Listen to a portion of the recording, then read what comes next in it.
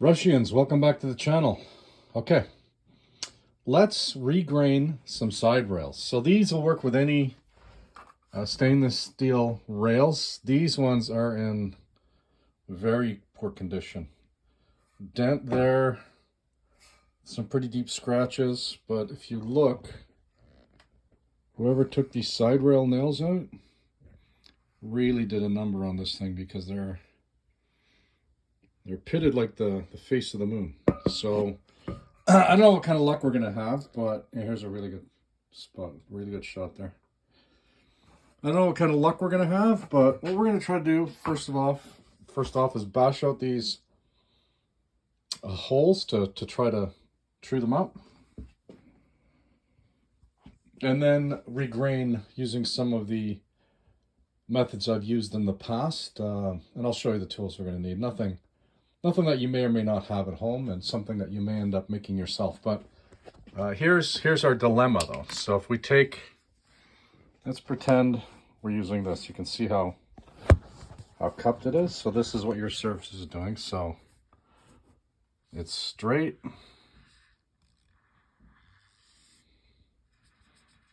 And then it's really gouged. So if we sand the surface up here, oh, nice pen. We sand the surface over here, we're going to miss all this here. Okay, so what we're going to try to do is bash it up and then sand it down. And again, this one's in bad shape. Like, there's,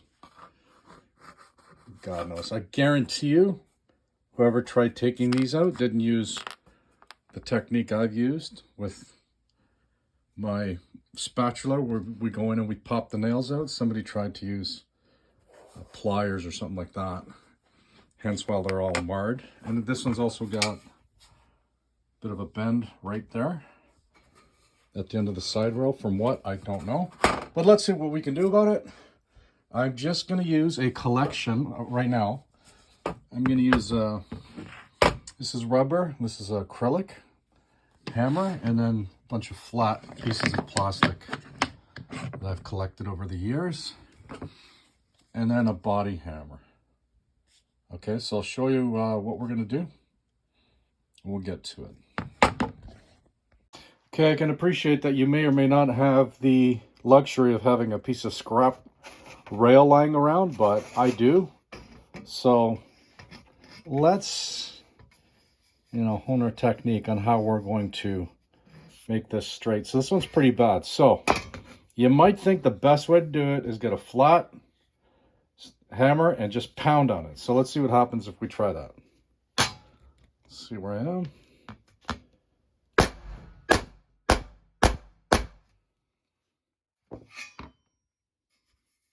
Look what happened.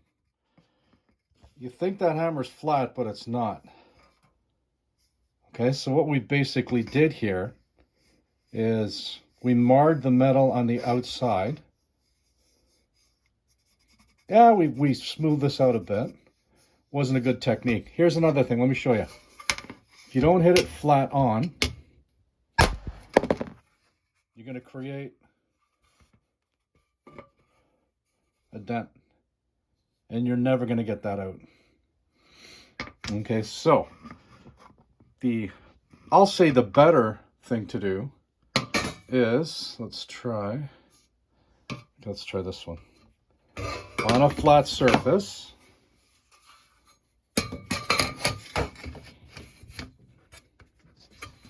you're going to you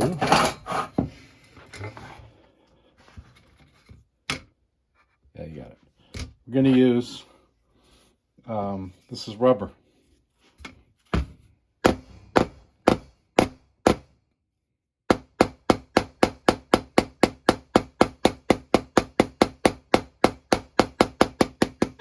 Let's go with soft taps as opposed to really hard ones, and check our progress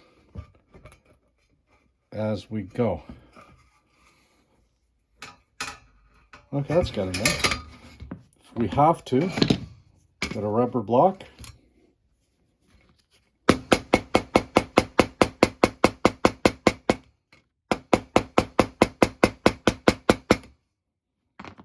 series of soft taps.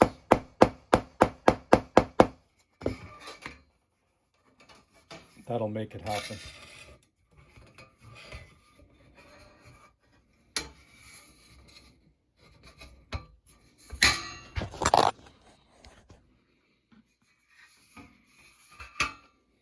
Okay, it's a lot better.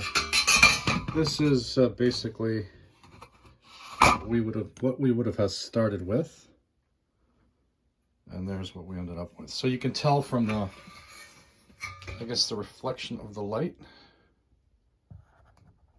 what the difference is. Well, the camera doesn't pick this up very well, does it? Oh, there's a better angle. Yeah. See, that's the original sort of dent. Okay, that's better. It's the original dent. That's what we got it down to. Okay, and then that's hitting it with a hammer with a very hard edge. And what I mean by that is this is flat, and unless you nail it flat on, if you go on an angle, like I'm over exaggerating, but if you go on an angle like this, you're just going to dent it. You have to hit it flat on. And if you're not versed in hammering, unlike me, I'm not, you're going to end up with those little dents. Okay, so thank you for the test piece. We can go to the piece we're working on, and we're going to get to it. So let's try, oh, might as well go to the end. I don't know how I'm going to do it before and after, but this is really ugly. Let's just see what happens here.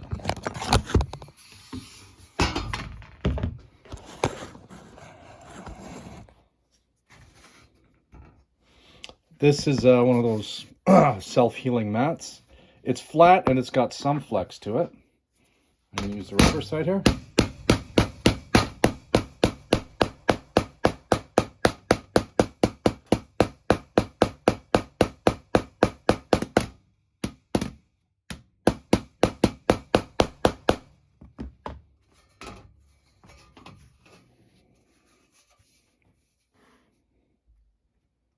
Not bad. Let's try.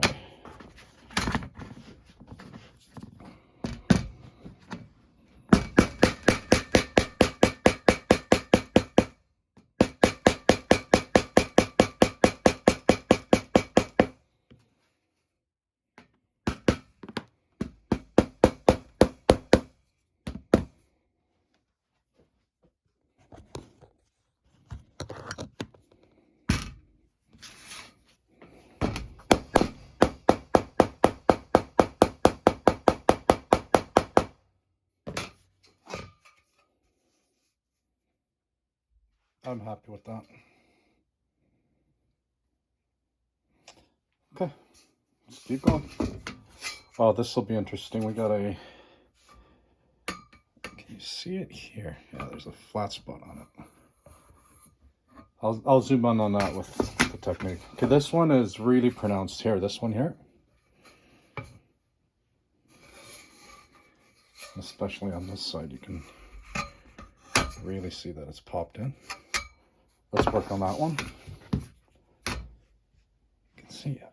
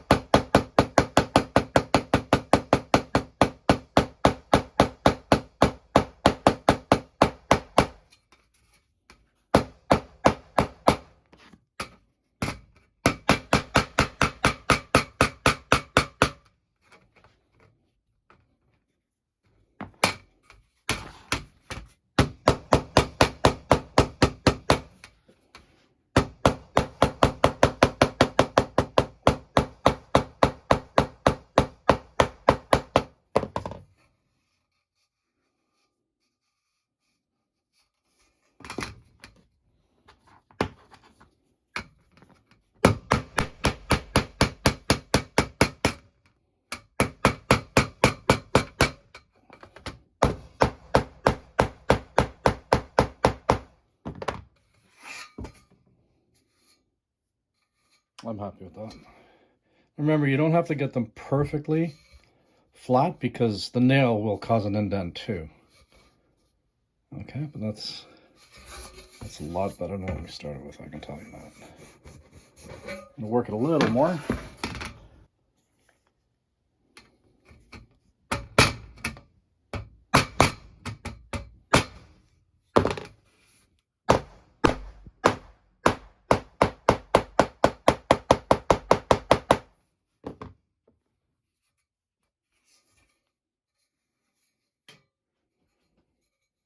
That's way better. Okay, I'm gonna keep banging away and I'll bring you back.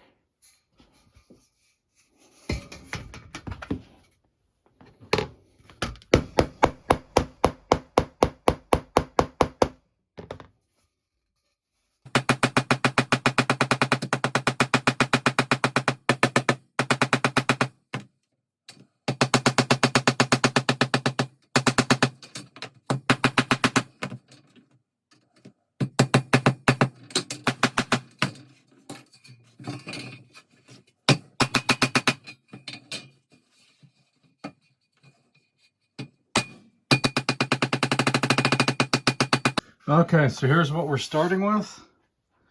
They are in by no means perfect, but they're way better than what we started from. Look at this one here, for example. See all this grooving around here? That's from somebody taking a set of pliers or needle nose or something, trying to grab the screw and twisting it out and doing all that to it and marring the metal. Okay, this one's got some dents in it. Again, same thing here, you can see around here. Yeah, this one's in really rough shape. Okay, so listen, here's what we're gonna try. There's a couple of things we're gonna do. You're gonna get yourself some of those abrasive pads and a hand sander. And you're gonna go to town back and forth. Okay, the trick to doing this is make sure you go with the grain one way. Do not go up and down or in a circular motion. You want to grain it. Okay, alternatively, you can make something like this. So all I did here was grab a hole saw and I drilled a bunch of holes in plywood, and then I grabbed one of these 3M sanding pads, wrapped it, stapled it, put it on the end of your drill, and do the same thing. So this one is pretty worn out, so I'm going to replace it. And I'm also going to contemplate whether I use a belt sander. A belt sander is going to be very aggressive. That's what I might need because these are, listen. I think you can hear. This is a way to check your automotive paint too, by the way. If you can grab it with your fingernail, you know it's deep. Yeah, this one is. Okay, let me take apart one that I've done before. It's basically these sanding pads. And I just stapled it on.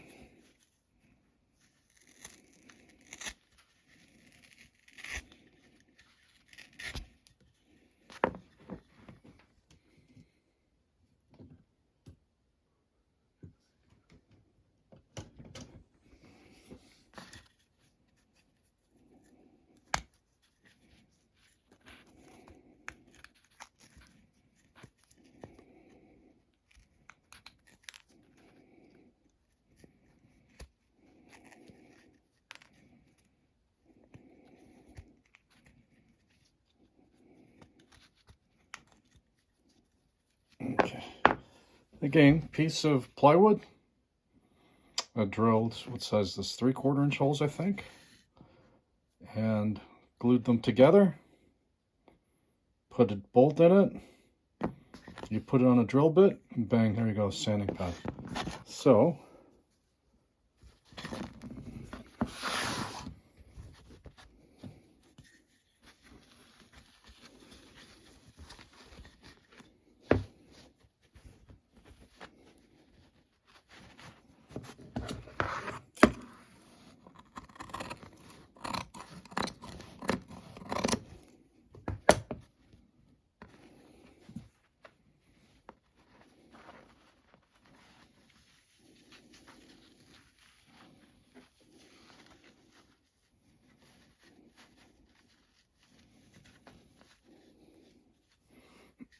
Now here's the trick to putting this on.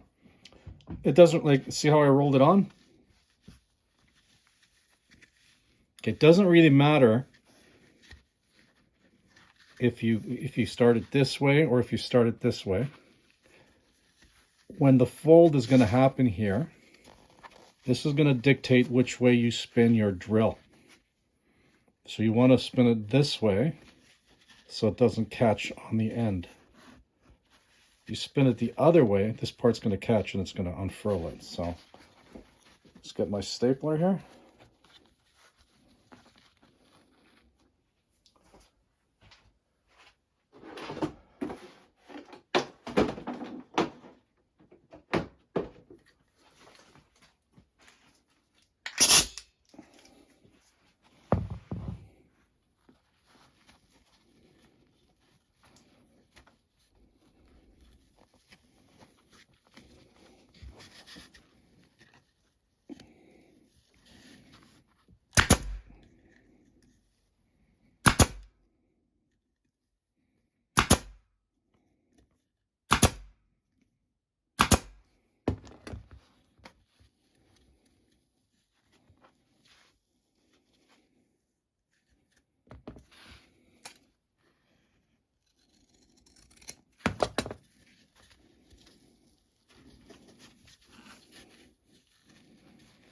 The perfect world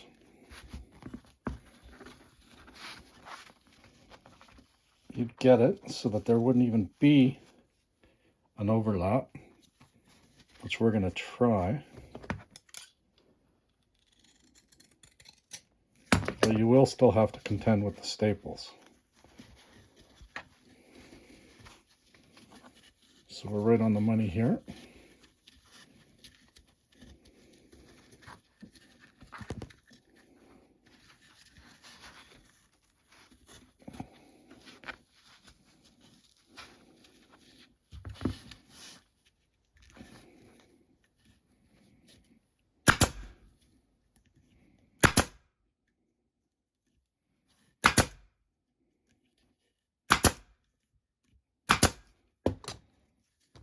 Okay. We'll see how this works out. Last time I folded it over, but what it did is as it was turning, it would skip on. All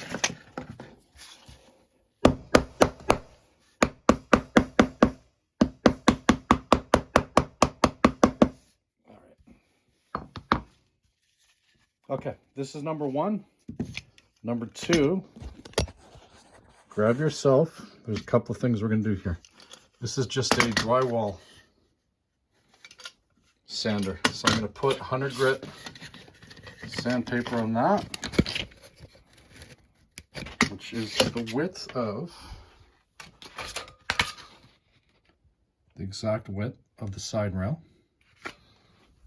And then number three, we're going to grab this. And we're going to put red Scotch-Brite. Okay. We're going to try this by hand first. And if I don't get the results that I'm hoping for, then I'll get out the belt sander. I don't have a belt for the belt sander, coincidentally, so that's why we're not going to that right now. But let me set everything up. I'll bring you outside and we'll get to it. Okay, remember the whole exercise here is to grain it. Graining all in one direction is what we want to do. It would be fantastic if we can just grab one of these things, hook it up to the drill, and just go to town. But then you'll get grains this way, and it'll be kind of circular. If you want to do it, this would work fantastic. I'm even contemplating if I want to go over first pass and then regrain to see if I can get some of these parts out, but we'll see what happens. I did put a screw in here just to keep it from moving. Now I will use one of these wire things and just address the holes just to get that little bit of debris and staining out, but it's going to be a quick hit. I already did it here. Okay, so let me do that right now.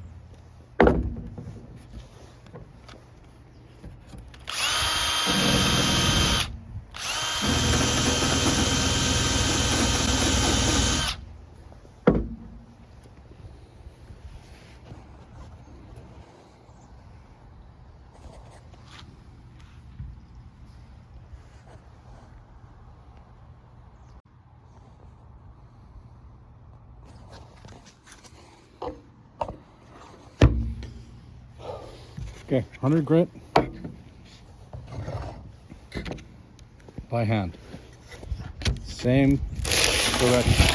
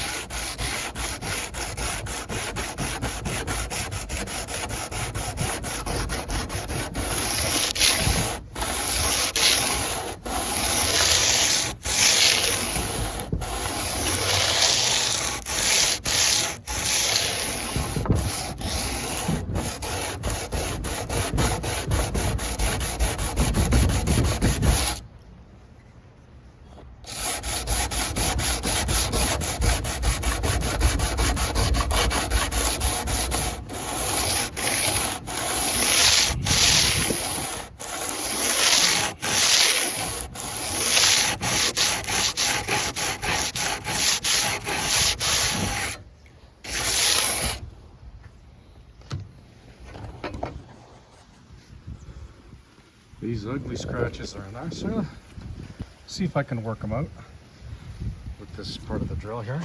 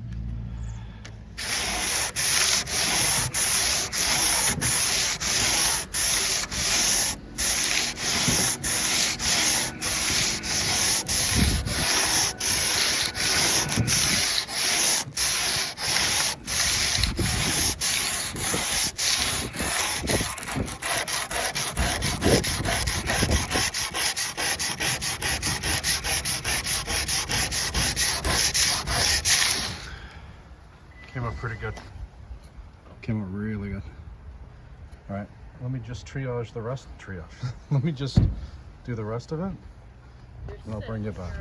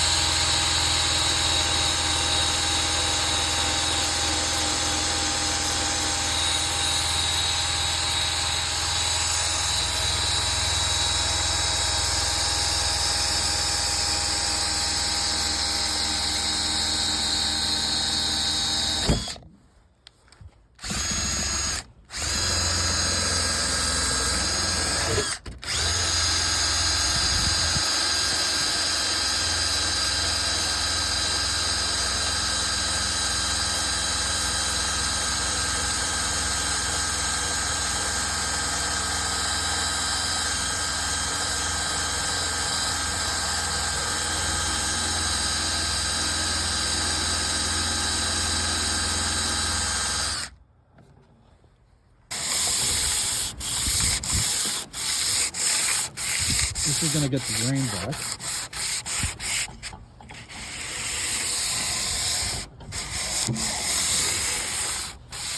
And I have my thumb there that stays linear. I'm going to take this screw out here.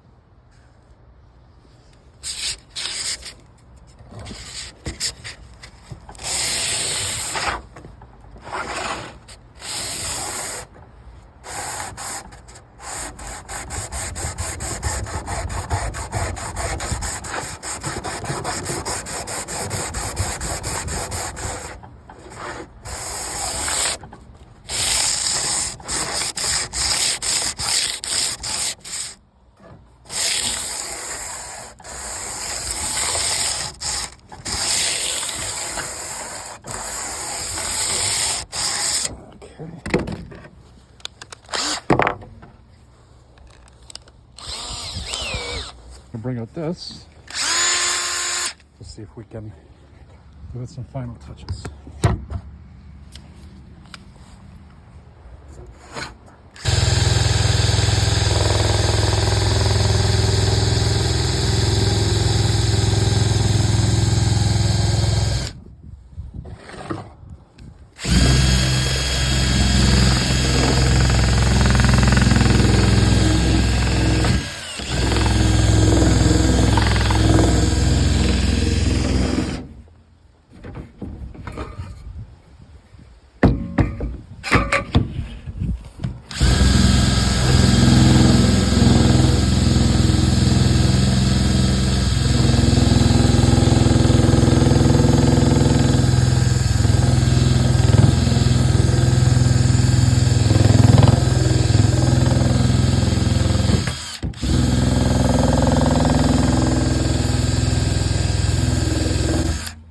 Show you what it's doing.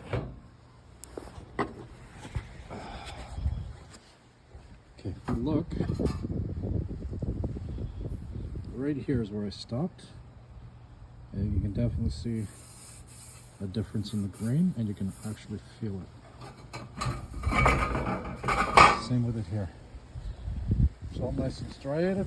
Got all those big scratches out. Let's just keep going. Hopefully you're not going to get dizzy from this thing bouncing up and down.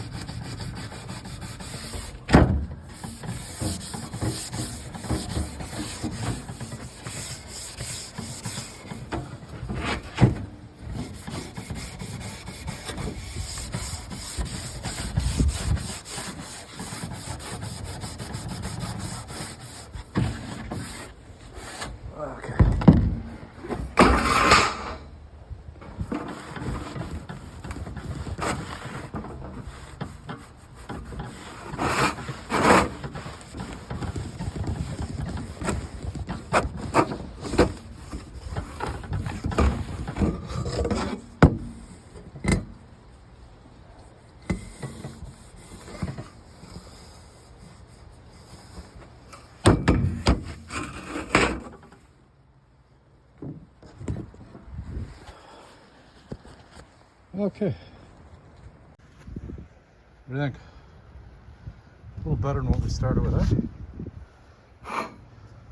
Probably just hit it a bit more with the graining brush there. And call it done. It's getting cold, I gotta go in and warm up.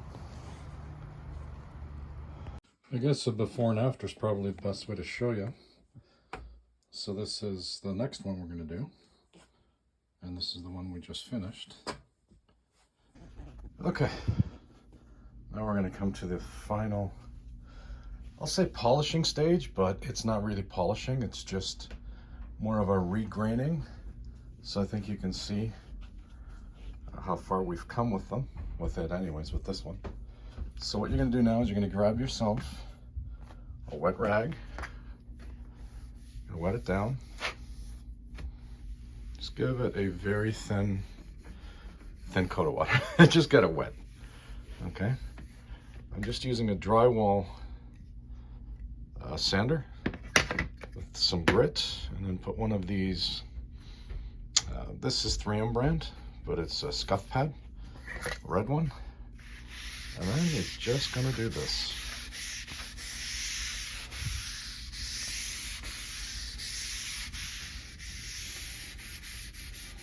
I want you to do this to your heart's content. There is no overdoing it. There is no too much. But you need to make sure you're not going up and down, side to side. It's got to be back and forth.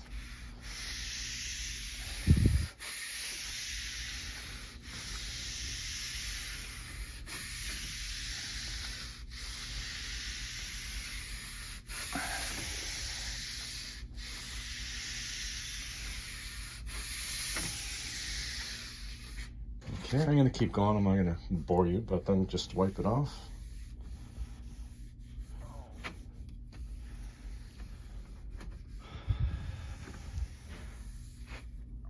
Okay, you can clear coat them at this point. Again, you can even, if you want to shine them up, you want to use some Meguiar's or Mother's paste wax, go crazy. Well, when it's installed in the game, on the side, this is what you're going to see. I think it looks pretty darn good. All right, next, I'll show you how I actually install them on the game too. There's not really an art to it, but it's a bit of a technique that I use. So we'll go over the skate ball and we'll put these on. All right, let's install a side rail, okay? This is gonna be on a Bally. What we need a hammer. We need a Phillips bit. We need our nails. We need the ground strap. And our flipper buttons, and our screws for our flipper buttons. So where did I get these nails? The original ones are the spiral nails that are like crazy impossible to get out.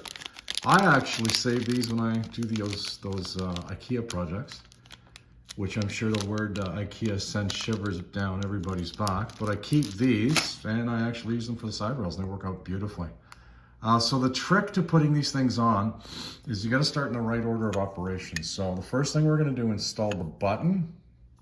Okay, this is the flipper button. Now you're going to ask, why am I using Gottlieb flipper buttons on a Bally? Well, first of all, I think they look fantastic, number one. Number two, I was out, I don't know what I was doing one day. I was out in a flea market and I came across a box of them. There must have been 60 or 70 of them in there.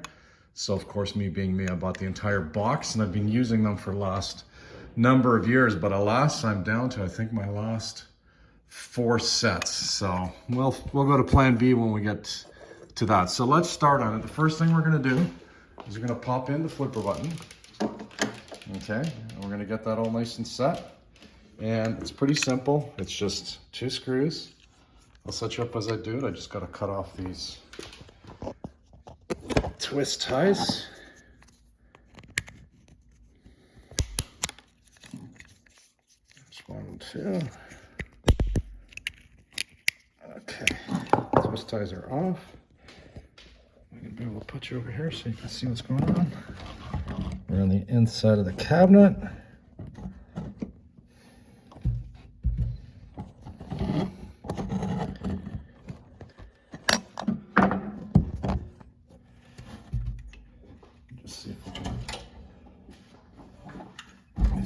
what's going on here.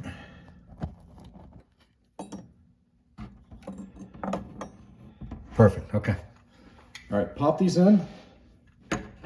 We're just gonna follow the legacy screw holes. Why am I doing the button first? I will explain as soon as we get to it, so.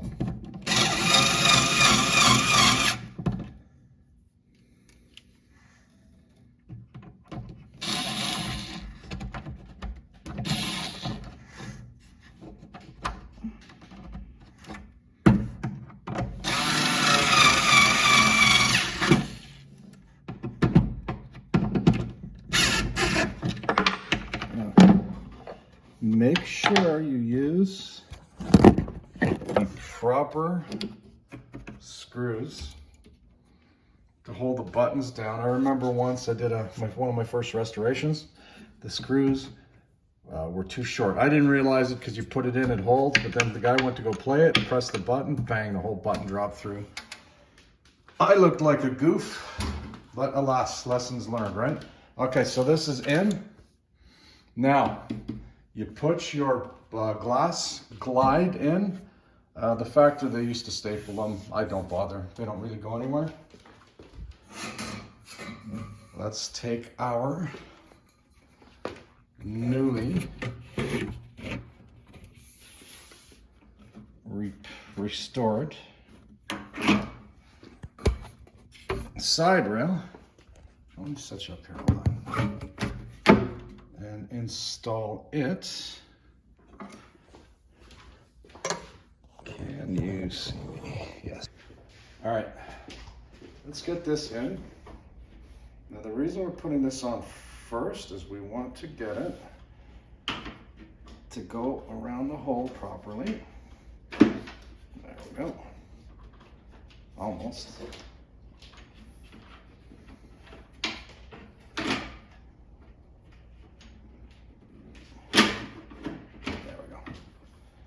Okay, get it around the hole so it's nice and flush. Then you're going to put in your ground strap connector. This should hold, oh perfect, okay, lined up perfectly. Notice I haven't put any nails in just yet, and there's a reason for it. So let me go bring you back to the inside of the game. I'll just show you what we're going to do real quick. Is we're going to install the ground strap. So this is from a previous video where I talked to the importance of putting ground straps in. Okay, now we are free to start nailing this bad boy in. So here's the deal. What I found is there's a lot of legacy holes that don't necessarily line up. Okay, see that? Now if I go to put the nail in there, what's going to happen? It's going to go in on an angle. Can I back? Oh, there we go. Okay, it's going to go in a cockeyed angle. Okay, and I want this nice and tight down.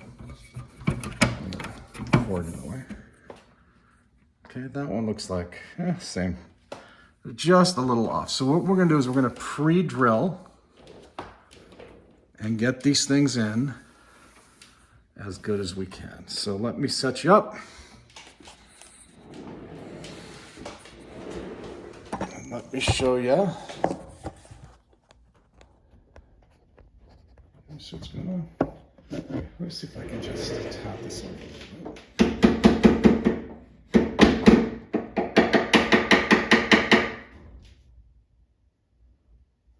Okay. Oh, the hammer I'm using, by the way, it's not flat. It's got a bit of a, would you call it a bow? It's not 100% flat, okay? All right, drill bit is slightly larger than our nail.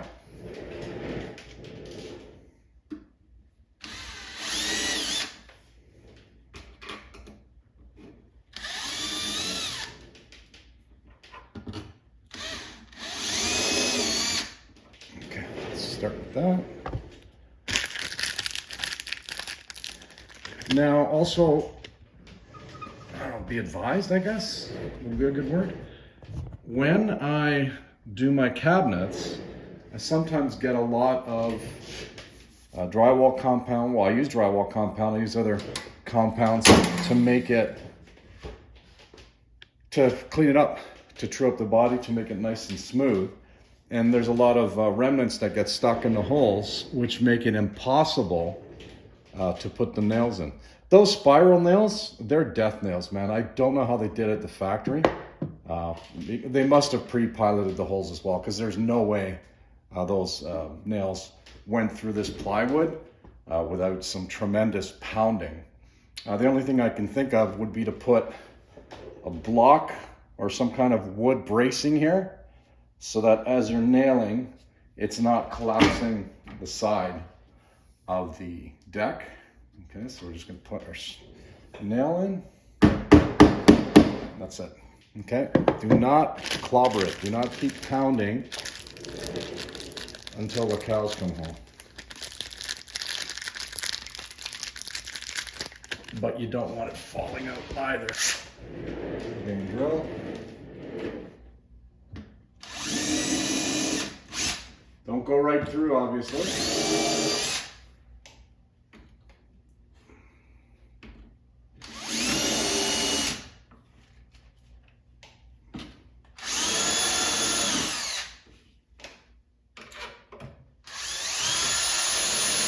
Okay, and there's a nail up top that I'm obviously not going to be able to get to because I have the head in the way.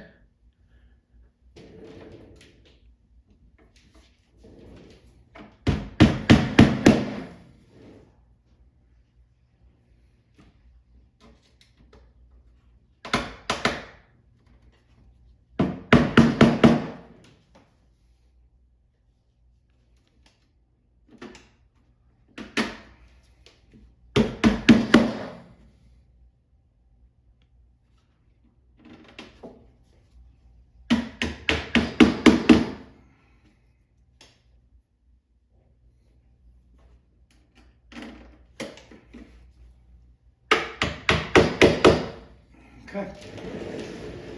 Now I gotta just clean it off, get all the handprints off of it. But there we go. Nice and clean. They're not smashed into a point where we're flexing the side rail. And like I said, this one up here needs to be done. I'll do that one. The head comes off. But that will do it. So what do you guys think? Ladies and gentlemen. And again, it's continuous. So because this is connected to the ground on the inside, which I'll just show you right here. It's all grounded, it's all continual. It's all good to go. So I came out, I think they came out really well. Considering with the scratchiness pieces that we started with. Here's a good indication of what, what I was trying to replicate. Anyways, that's a factory one. And you see this, the same nails that I used on this one as well, on my centaur. And that'll do it for this video. Rushfan@live.ca gets in touch with me. We're at 560 subscribers. Wow. It's just, it's great, and I continue to talk to fellow pinball enthusiasts, and it's such a wonderful hobby, such a wonderful experience, and I do appreciate feedback, all of it good, bad, but more importantly, I wish everybody to be safe, healthy, prosperous, and all that good stuff. So like, share, subscribe. Rushfan, over and out. Let's do one last piece of bonus video. Has anybody ever wondered what this little button is next to? I've seen them on every Bally game of this era anyway. What this is for? Well, what I think it's for is when you open the coin door, it's got a place for the button to land on, so you don't end up with something like this. All right, so let's show you how we're gonna solve this problem. That isn't really a big problem, but zoom in. All right, get thumbtacks. All right, you can see I broke the bank on this one, 50 cents. Wow, this is sealed, brand new. No, it's not. I've used many of these.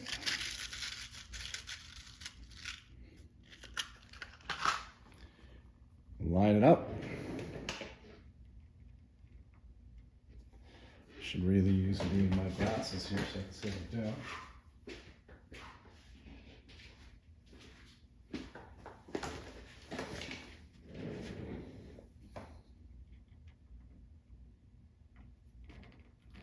Push it in.